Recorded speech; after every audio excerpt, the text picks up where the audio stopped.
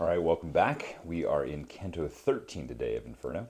As you can see, I'm a little bit more dressed up than usual. School has started here at NSA, first day back at classes, but I found some time to duck down here in my office. Also, you'll notice that my the heads of Dante and Milton that my mother made for me are now here in my office, which I'm very, very grateful for. They are knitted together. Maybe sometime I'll show you a closer up. But today we are in Canto 13. We have made it down through circles 1 through 6. We've gone into the first wheel of of circle 7 with the tyrants and the robbers. Remember, upper hell is where those who sinned in ways of incontinence, they were not able to control by reason their passions. Rather, they submitted their passion, they submitted their reason to their passions, and so are up there suffering their punishments in upper hell. We've crossed over the Styx and through the city gates of Dis, and now are in middle hell where the violent are in circle 7. And remember, there's 3 wheels. The first wheel is those who committed force, injurious force, unjust force against their neighbors. The third wheel in the next cantos are those who committed unjust force, injurious force against God. And then in this wheel is those who committed force, or violence as we're calling it, against themselves. And again, you can be violent against neighbor, self, and God, and also the things that they possess. So tyrants are violent against their neighbors. The robbers are violent against their neighbors' possessions. The suicides are violent against themselves, and the squanderers are those who are violent against their own goods. They're wasting away their own goods. So that's where we are today. This is a very, very famous canto, drawing a lot of imagery from Virgil's Aeneid, Book 3. So we'll dive in. Nessus, one last bit of introduction. Remember, the centaur had walked them through the river of blood and had dropped them off here at the edge, and now they're about to enter into this dark wood. So that was Nessus from the last canto. Nessus had not yet returned to his side when we left the stream and entered a wood not marked even by the dint of a path. No fronds green, only of a somber shade. No branches straight, only knotty and gnarled. No apples there, only poisoned splinters. The savage beasts that hate the cultured lands between the Cecina and Corneto have not such harsh thickets, nor nears thick. There the barbaric harpies make their nests, who hunted Trojans from the Strophides with wretched prophecies of future woe. They have broad wings, human faces and necks, taloned feet, and giant feathered bellies. They cry their laments up in the strange trees. So here we have even another reference to Book 3 of the Aeneid. The important one is about to come as he plucks a twig from one of the branches. But the Harpies, you remember, met the exiles from Troy and prophesied that they would have to. They wouldn't stop until they ate their dinner plates. They were so hungry they would eat their dinner plates. Was the gist of their curse that turns out to be a nothing burger, to use a modern phrase, in Book 3 of the Aeneid. So the exiles are leaving, and it's shortly after that that they come to a place, that the exiles come to a place where something very similar to what's about to happen happens. So, my good master, before you go further, know that you are now in the second wheel, he began to tell me, and will be till you come upon those most horrible dunes. Therefore consider well, you will indeed see things that you would have never believed. I heard on every side howls escaping, and saw no one that could be making them. Therefore I halted, entirely lost. I believe he believed I had believed. So many voices escaped from that bush, from people who remained hidden from us. Therefore my master said, If you snap off some small branch from one of these nearby plants, the thoughts you have will all be clean cut off. So Dante thinks there are people, their souls hiding behind the trees. They're in this blackthorn forest, and there's these empty trees all over the place. Harpies are in the uppermost branches of these trees, and it's dark, it's gloomy. There's no path, there's no trail. They're just wandering through this wilderness, this wilderness of thorns and thistles and trees. And so he's hearing these voices, and he doesn't know where they're coming from. And so Virgil is going to help enlighten him. Therefore, my master said, if you snap off some small branch from one of these nearby plants, the thoughts you have will all be clean cut off. Then I put my hand a little forward and broke off a twig from a great blackthorn, and its stub cried out, why do you rend me? From the end that was torn bubbled dark blood, and spoke it again. And again it spoke, why tear me apart? Have you not any spirit of pity? Men we were, now we have become brushwood. Truly your hand would have been more kindly if we had all been the souls of serpents. So, the stub, this twig, broken off in Dante's hand, bubbles blood and a voice, a spirit, a sound. And it's what has just spoken. As when a green brand is burned on one end, and from the other end come groans and creaks with the sputtering steam that bubbles up, so from this split twig came out together both words and blood. Wherefore I dropped the tip and stood still as one who is terrified. If he could have but believed beforehand, offended soul, answered my adviser, that which he has only seen in my rhyme, he would not have stretched out his hand toward you. But the incredibility of it made me make him do what also pains me. But tell him who you are, so that in place of some amends he might refresh your fame in the world above, where he may return. So if he could have believed beforehand what he had only seen in my rhyme, right? Here's Virgil talking about Book 3 of the Aeneid. If he had only believed that portion of my epic where Aeneas finds his friend only after he breaks off a twig and the voice of his friend cries out from the twig, that's in Book 3 of the Aeneid. They find that he was unceremoniously killed and left for dead, and so his soul is wandering still in that plant, and so they need to bury his body for him to find rest. Dante takes that image and uses it here for the suicides, and it's really fascinating why he does that. But we'll read some more. And the stub, with such sweet speech you lure me that I cannot stay mute. Feel not the weight if I am ensnared to briefly reflect. I am he that held both keys to the heart of Frederick II and turned them, locking and unlocking, so pleasingly, that I kept almost all from his secrets. I kept faith with the glorious office, such that from it I lost both sleep and strength. That prostitute, and here he's referring to envy, that prostitute that never from the house of Caesar turns away its naked eyes, a common death and vice in every court, inflamed against me all the souls with spite. And those inflamed Augustus so that happy honors turned to sorrows sad.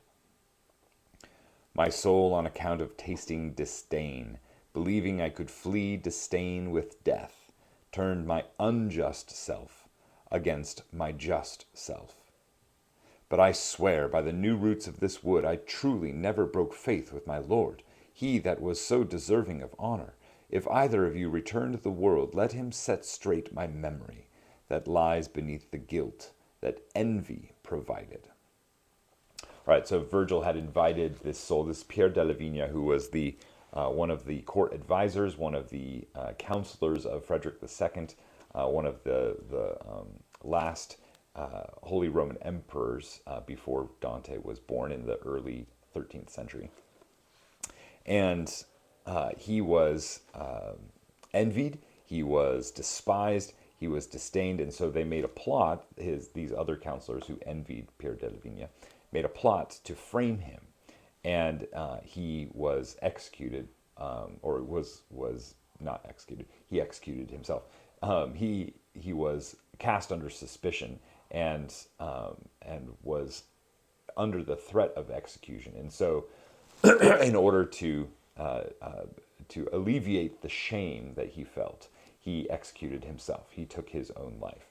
And what's interesting, you'll have remembered throughout this journey so far that no soul in hell takes responsibility for his actions, right? No soul is willing to admit that he was wrong. No soul shows any sort of repentance or changing of the mind that what he did was wrong. It's always someone else's fault, right? Most clearly seen in Francesca in Canto 5, love made me do it, right? God himself made me do this. It's not my fault, right? I'm just a victim. And you'd think that if there was any kind of sin in which a soul could not escape responsibility, it would be suicide, right? Because you were the one who took your own life. You did it. No one forced you. That would be murder. You did it yourself. So you'd think that there was, if of all the sins, this sin could not be shirked. The responsibility for this sin could not be shirked. And yet he does just that. Notice how he says this, line 72 or 71. Believing I could flee disdain with death, I turned my soul turned my unjust self against my just self. So he bifurcates the soul. He says he has an unjust self and a just self, and he's identifying clearly with the just self. And so I am a victim of my unjust self, right? That's how he's framing his suicide. And he is still the victim. He is still the one who received an unjust force from the outside, if you will. So he can claim, he can shirk responsibility in some way. So even here in the suicides, they are not taking responsibility for their actions. The poet waited a little, that's Virgil, waited a little. And then, since he is silent, he said to me, speak, do not waste this time, ask him what you will. But I replied, you question him again concerning what you think will quench my thirst. I am unable. Such pity grieves me. Right? So here again, Dante is still flooded with this compassion, with this pity for the damned. He hasn't quite fully learned what it means to recognize that what God does in justice is just, and therefore is to show compassion, to show pity for the damned, is to, in some sense, stand against God, to stand contrary to what God has chosen to do. And that's a lesson that Dante is still learning. Thus he began again, so may men do to you, and more, what your speech begs of us, imprisoned spirit. Still let it please you to tell us how the soul tethers itself in these knots, and say, if you are able, if ever from such members one escapes. So why is your soul tethered to this blackthorn bush tree? Why is it here? Why is it not? Why do we not see the human form that we've seen elsewhere in hell? Why are we talking to a tree, right? And will you ever escape this tree? Will you ever regain your body? In other words. Then the stub sputtered loudly, and after that venting turned itself into this voice. Briefly will that be answered to you both. When the savage soul parts from that body, the same from which it uprooted itself, Minos sends it here to the seventh mouth. It plunges into the wood randomly, landing at that place where fortune shoots it. It germinates just like a grain of spelt. It rises a sprout, then a woody plant. The harpies grazing on its foliage, cause pain, making for the pain an outlet. Like the rest, we will come for our bodies, not that any will put them on. It is not just to wear what it is not just to wear what man himself takes off. We will drag them back here, and all throughout this woeful wood, our corpses will be hung, each on the tree of the shade that killed it. This is fascinating. So the suicides are those who have unjustly, injuriously removed themselves from their bodies. And so they have taken themselves out of that frame in which God had placed them. This is the violence done to self. And so it is not just for a suicide to resume that form. They rejected it in life, and so they are doomed to never be united to it again in death. And we saw this earlier. Dante and with consistent with church teaching and with what the Bible says, believes that at the end of time, all souls, both in those that are redeemed and those that are still in their sin, all souls will be raised again from the dead and regain their body. They will be resurrected into the flesh in which they were created, right? And then in that body, the damned will go to hell, and the righteous will go to heaven, to the new earth, where they will live body and soul redeemed forever. So the damned will rise again and return into their bodies. All except the suicides. It is not just, what does he say?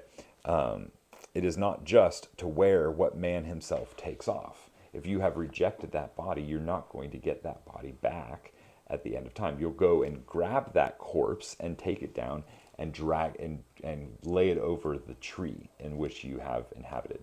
And why a tree? This is the blackthorn, and I think there's a direct connection to thorns and thistles, right? This barren tree, this barren thorn bush, this blackthorn, you have embraced the curse to such an extent that you embody the curse for eternity, right? The curse that comes in Genesis 3 following Adam's fall, following Adam's disobedience at the tree, is the ground will produce thorns and thistles. And so the suicides become that curse. This is a fascinating understanding of what the body is, what the soul is, what our created nature is, and the rejection of that created nature in suicide. We are meant to be whole. We are meant to be one. We are meant to be united. And death is a separation. Death is an unnatural act of what compared to what God created us to be. And so in redemption, in the resurrection, we are united once again with our bodies. That is a restoration of what God created. We are meant to be body and soul united together. The suicides rejected that, and so they will never again inhabit their bodies. Rather, their corpses will be stretched out over the thorn bush, the embodiment of the curse that the suicides become. Now, a quick note about how Dante is treating suicide. In our modern day, there's an epidemic of suicide from depression and difficulty. And so this is not as a pastor, I was once a pastor and dealing with this issue with congregants and with family members of those who had taken their life. This is obviously not the passage that I would turn to start talking and speaking words of comfort. There's a pastoral way of discussing this that is different, much, much different from what Dante is doing. What Dante is doing is looking at the sin in isolation of the circumstances, the sin itself of taking one's body and destroying it. Right? That is a heinous act that goes against the law of God. That goes against the law. It's self-murder, right? So as a pastor, we would have a different way of talking about it, understanding that even the blood of Christ can even cover that kind of sin, right? What Dante is doing is talking about the unrepented of, or the sin committed in the life of one who has not ever repented of any sin, never trusting in Christ. And so he's not saying that suicides automatically go to hell.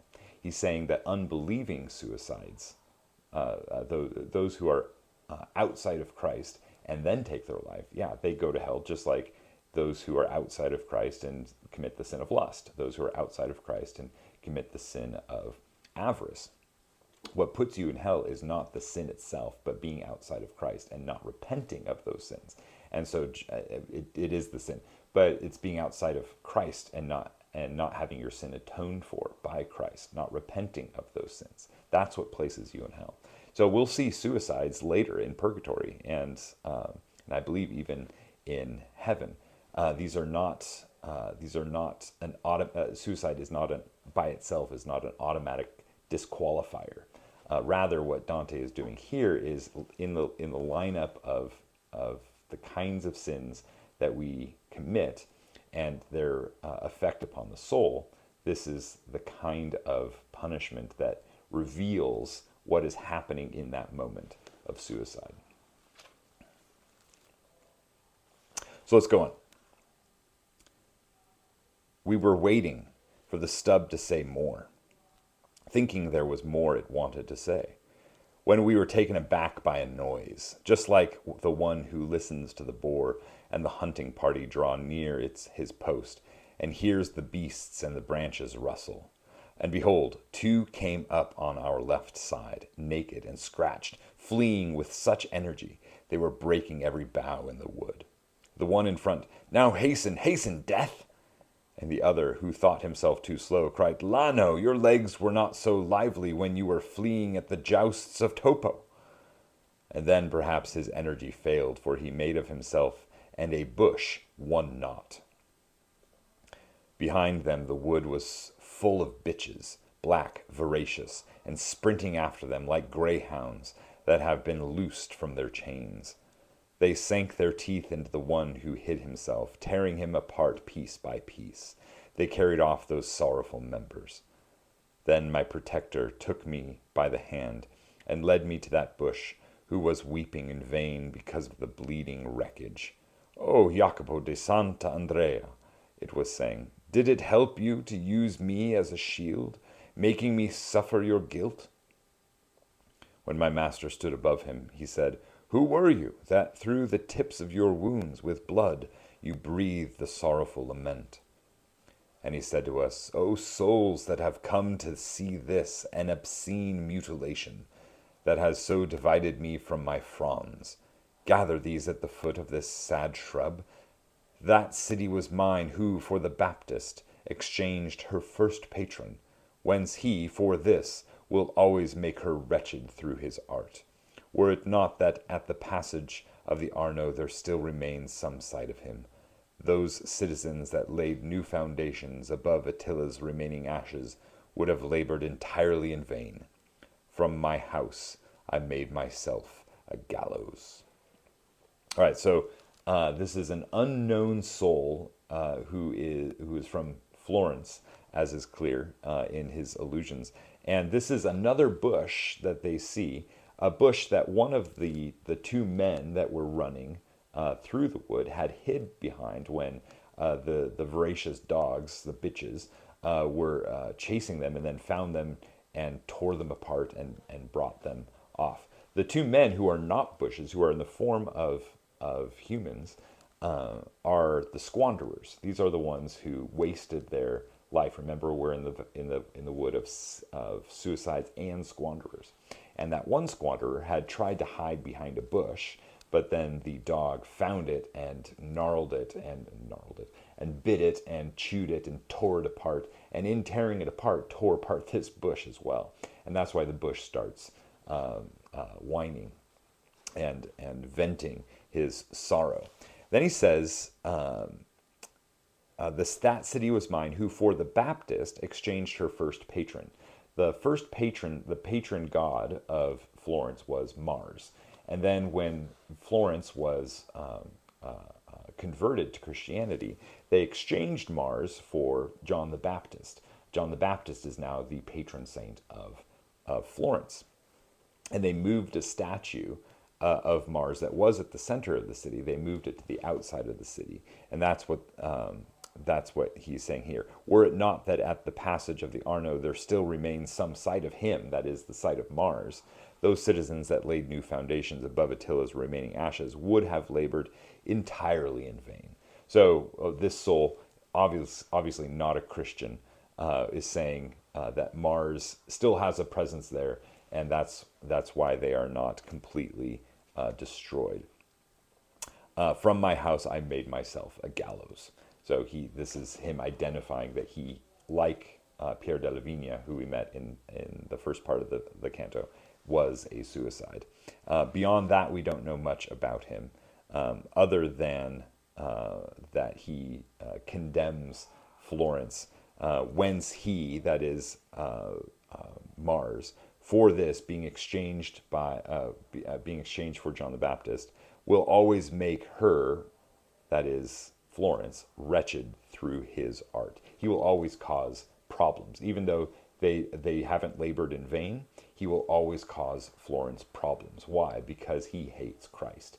Mars hates John the Baptist, and John the Baptist has replaced him, and so Mars will constantly be at war with John the Baptist. That is, the pagan element in Florence will always be present and war against the church. And this is what Dante has seen in Florence, the result of which for him personally was his own exile. Okay, so fascinating canto, lots to talk about. We barely scratched the surface, but there's a lot there to enjoy and to meditate on and to learn from. Next, we travel into the third wheel of the seventh circle, where the blasphemers are, and Virgil's going to give us a fascinating description of the man in Crete. So, until next time.